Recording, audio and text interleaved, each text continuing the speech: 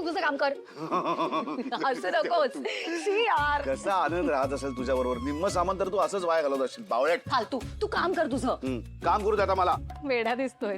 तू दिसतेस वेडी, तू आहेच वेडी. काम काम काम कर काम कर. हा तुला करायचंय ते कर कर. पण खरं सांगू डार्लिंग, खूप दिवसांनी किचन मध्ये आलो ना, इतकं छान वाटतं मला. आता मला कळतंय की स्वानंदीना किचन मध्ये काम करायला इतकं का आवडतं. एक प्रकारचं मेडिटेशन आहे स्वयंपाक बनवणं, किचन मध्ये काम करणं म्हणजे, है ना? येस. ए पूर्वी तू आणि आजी मिळून सुद्धा किती रेसिपीज करायचात ना.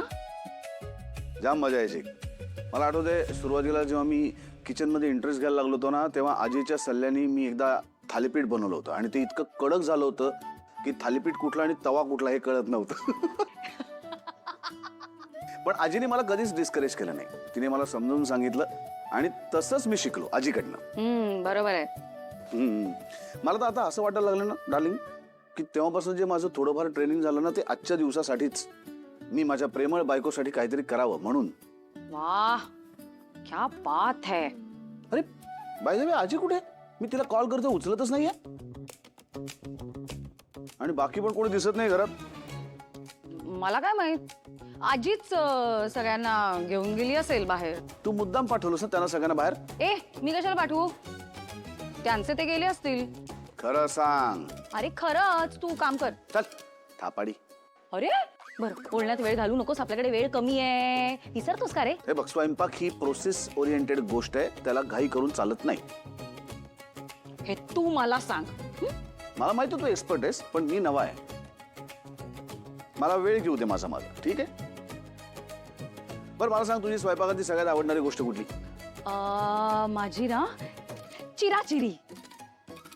काय मजा येते चिराचिरी करण्यात. म्हणजे तुला सांगते, चिरणं ही गोष्ट व्यवस्थित झाली पाहिजे. त्याच्या मागे सुद्धा ना एक सायन्स असतं. बरं बरं, नंतर शिकव. सध्या पटापट चिर. चल. हा चल तेच करते. ए म्हणजे तू नवा आहेस, पण तरी तुझी आवडती गोष्ट कुठली आहे स्वयंपाकातली? हे बघ हे बघ हे बघ, ही फोडणी देणं. अरे मला खूप भारी वाटतं असं कढीपत्ता त्याच्या फोडणीवरती देताना. फोडणीच्या गंधावरनं कळतं की पदार्थ कसा झालाय. अजूनही मला किचन मधनं असा फोडणीचा आवाज आणि सुवास आला ना की खूप छान वाटतं. डार्लिंग, घरामध्ये असं स्वयंपाक चालू असल्याची जाणीव झाली ना की बरं वाटतं. नाही तर असं वाटतं की हॉटेलच्या रूम मध्ये राहायला आलोय. क्या बात है. परफेक्ट बोलतोस रे. फोडणी परफेक्ट झाली ना की पदार्थ उत्तम होतो. आणि अरे सावकाश. भाजला ना. पाणी पाण्यात हात घाल. ठीक आहे ठीक आहे, एवढं काही झालं नाहीये. आता स्वानंदी मॅडमनी इतक्या वेळा माझ्यासाठी चटके खाल्लेत, आज मी एक खाल्ला त्यांच्यासाठी चटका. काय बिघडलं?